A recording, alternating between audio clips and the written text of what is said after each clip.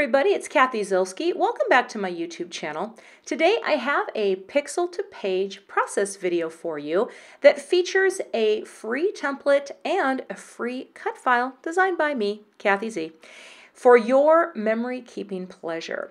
And I'm excited to share this process video with you today, but we're going to start more in the process and less in the pixel. So what you're going to download is this package that you can find on my blog, and all the information is linked below. It includes a cut file and a Photoshop template. The idea here is to use this template for your subtitle, the word moment, and the journaling below, which you can type over and change and print out. And that is what I have done. I've used the cut files to create 4 cut files here that I'm going to stack, and I'm just using some Gina ONYX black cardstock for the title. I've got my photos that I printed out at home, and then I went ahead and printed the journaling and the subtitle on a piece of Neenah Solar White. I think this is the 80-pound white cardstock, and really like that cardstock a lot. And the other thing I've gone ahead and done for the sake of time is I pulled out this ancient Fiskars scallop trimmer. I had this and didn't know it did that. I've had this like in my stash probably since the early 2000s, and this thing is pretty freaking cool. And again, I'm going to source everything I can, but I do use some older products when I am making layouts. So let's get started. The first thing I'm going to do is I'm going to attach this scallop yellow paper, and this is actually from a Studio Calico kit. This is designed, I believe, by Jasmine Jones, I think. And I wanted to have just this really thin scallop. Now I'm going to tell you guys something. I don't do a lot of scrapbooking videos. I've been doing card videos this year, but I'll tell you someone who I think you should watch her videos, and that is Jen Gallagher. I work with Jen at Scrapbooking Cards Today, and I'm going to link to her YouTube channel as well, because I got the idea to add a thin scallop border to a large area from her. She really works product in an amazing way. So Jen, you are awesome. All right, I continue. Now this striped paper comes from close to my heart, and I wanted to have something in the background that was energizing, and that diagonal stripe is just the right type of paper, but it's not too much because you're just seeing it on the edges.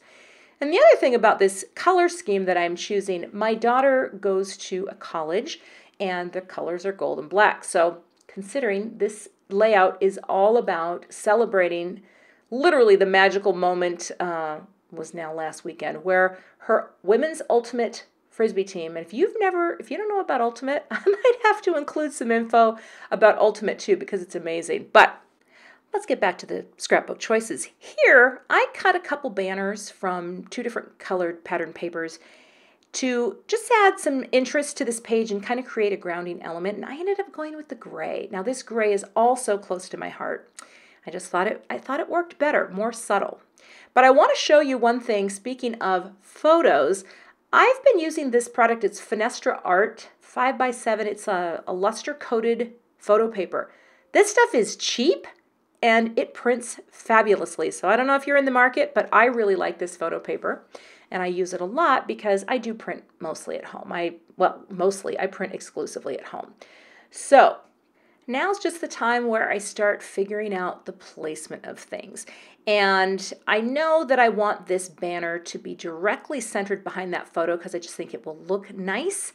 And I want to point out too, those banners, the way I cut my little notched ends, I just used a square Sizzix die, just a shape die, because I can't hand cut. When I try to hand cut a notched edge, it doesn't look good at all. So just if you have any sort of shape die like a rectangle or a square, they work great for notching out any banner that you want to do.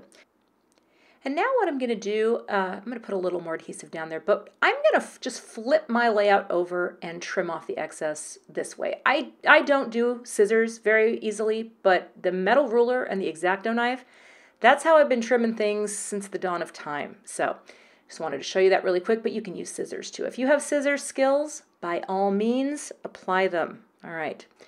Now I'm just going to start gluing stuff down here. So get that photo lined up so that it's nice and straight. And I'm going to position this title where I think I want it to go. and just kind of tuck that photo in there. And now I'm going to go ahead and adhere my 4x6. And that's something too that I don't think I mentioned. This is a 4x6 photo. And so the whole template is designed to work with a basic size. The smaller photo I printed also by using the template that you can download for free. That's how I got the size on that one. All right. Now it's time to build my title. And I've cut 4 magicals out, again, using this really nice Gina K Black ONYX cardstock. And I'm going to use spray adhesive for this because this is something that I've started using a lot when stacking any die cut, especially for card making. But I absolutely love doing this for die cut or any electronic cut titles, because what you can do is, you know, there's so many things you can choose from, for example, the Silhouette store.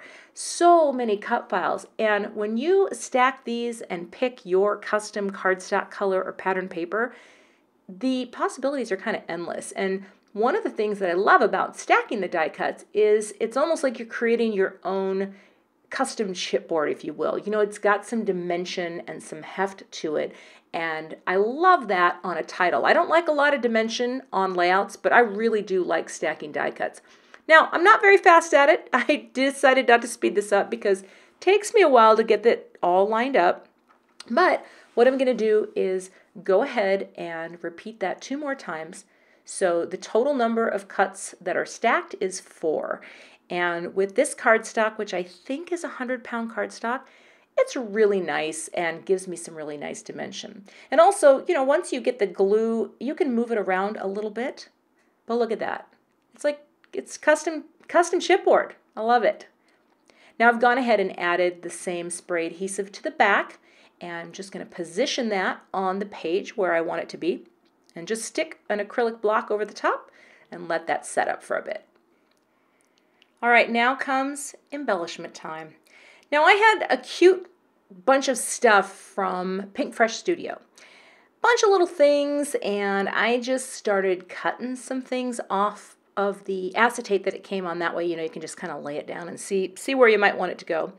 Because I have this, oh gosh, Escape the Ordinary, I think that's the name. Again, I will source the items below, but I had a bunch of embellishments and ephemera from a layout that I had done for Scrapbook and Cards Today magazine. And so I pulled this out and just started playing. Now that little St. Olaf College circle, I just went online and I found their logo and printed it and, you know, punched it out with some hero arts. I have some nesting circle dies. But check this thing out. This little tag punch, that I went down into my stash, you guys, and found that in the basement. I have a stash area in my basement. There's just a lot of scrapbook supplies that I have not used in forever. So again, I want to give that shout out to Jen Gallagher, who's inspired me to look at some of my supplies and just try to play with things more. I'm a very minimal scrapbooker. I don't do a lot of product. I never really have, but that doesn't mean that I don't want to, you know, find the right embellishment and incorporate something. And I'm showing you this kind of drawn out process of moving things around because, you know, I don't always know what I'm going to do from an embellishment standpoint. So I swapped out these other Pinkfresh Studio gold stars, and I thought, you know what? I think that brings a little bit of warmth to the page that is added by the yellow but was missing by using the black one. So I took my little foam squares and just cut off a piece, and I cut them in half because they're tiny little embellishments and I just wanted to be able to get them on there, pop them up a bit. And as soon as I started placing these around the page, I thought, yeah, you know what? The gold is the way to go. So sometimes when I start out, I do have a different idea, but then I will look at something and it just doesn't feel right. Sometimes people ask me like, Cathy, what's the best way to choose embellishments? I think it's just move things around until they feel right. Now, that's not as scientific as it could be, but I think you know what I'm saying. Because I had these dots too, and I thought, well, do I want to do dots? Because initially, I have these close to my heart enamel dots, and I thought, I just think I want to do little clusters of dots. But then in the end, I thought, I'm just going to leave the stars, and I'm going to keep it pretty simple. And now I'm just going to go ahead and place things down. So sometimes the process for me takes longer. And the funny thing is, I don't have a huge stash of scrapbooking things, which might surprise you considering I've been working in this business since about 2002. But really, over the years, I've culled a lot of things, and I've given away a lot of things to teacher friends and Sunday school friends and people who needed craft supplies. So now I have less things, and I think I need to go shopping. Side note, I did actually just place an order for some scrapbooking things. So I got more things coming. But this process for me is also something that I generally don't film. I don't film myself doing all these things. And so I think this was just fun for me to try to do a different kind of scrapbook process video. And once I figured out everything on the page, I'm like, you know what? It's good. It's golden. It doesn't need anything else. This page has balance. It makes sense. It has little bits of repetition, but not too much going on that your eye will be overwhelmed. But the most important thing, it tells a magical story that I never want to forget. So thank you for watching my video today. I'd love to have you subscribe to my channel. And don't forget to head on over to my blog. The link is listed below so that you can pick up the free download for the template and the cut file. Thanks again and have a great day.